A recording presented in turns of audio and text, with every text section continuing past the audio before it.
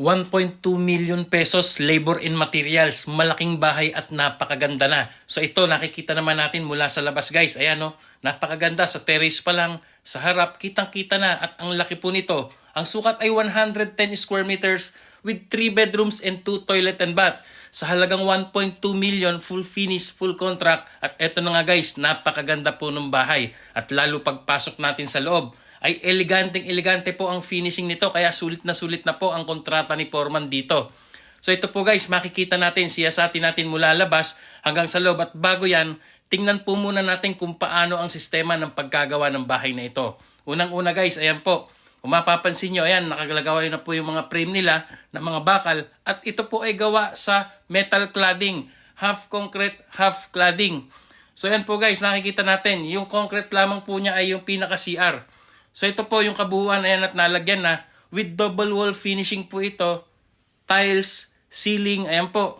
So sa puntong ito po guys, nakikita natin yung setup ng kwarto na napagkasya yung 3 kwarto dito at 2 CR. So ayan po, naka-double wall na sila at nagkikisame.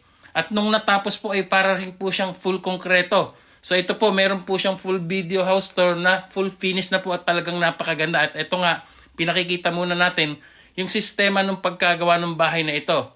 So ayan po, makikita nyo yung ganda at quality ng pagkatrabaho at yung finishing ay talagang malinis at maayos at napakaganda. So ito na po guys yung full finish niya at full video house tour na nakikita natin mula sa labas hanggang sa pagpasok sa loob ay talagang maaliwalas at napakaganda po. Lalong-lalo na yung interior designs nito ay talagang kakaiba at quality. So pwedeng isabay ito sa mga elegant finish na full konkreto. Although ito'y gawa sa metal cladding, talagang napakaganda at modern design. Kaya guys, if ever na interesado po kayo makausap yung Foreman na gumawa nito, nasa dulo ng video na ito ang kanyang FB or mag-comment kayo, sila po ang makikipag-usap sa inyo. Ito po, tingnan natin po yung loob ng bahay. So dito pa lang sa pintuan ay napakaganda na at pagpasok ng sala guys, ayan. Naka-PVC ceiling panel, double wall na alam mo full konkreto. At yung combination ng floor tiles at ceiling ay talagang napakaganda. Ayan guys, oh. Tingnan nyo naman. 1.2 1.2 million full finish po ito, full contract.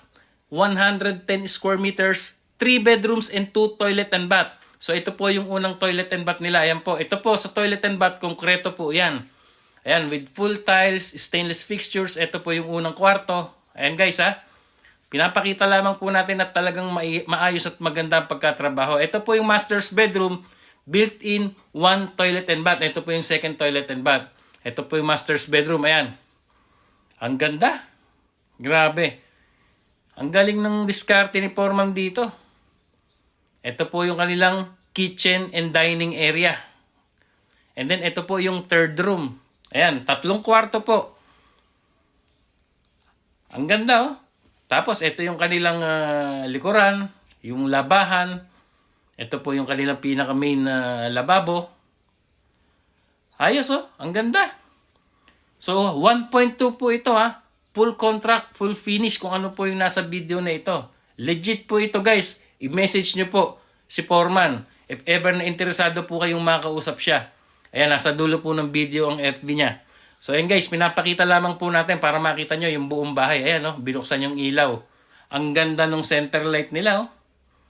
Grabe, yayamanin. Solid ito. Sulit na alang halagang 1.2 million dito guys.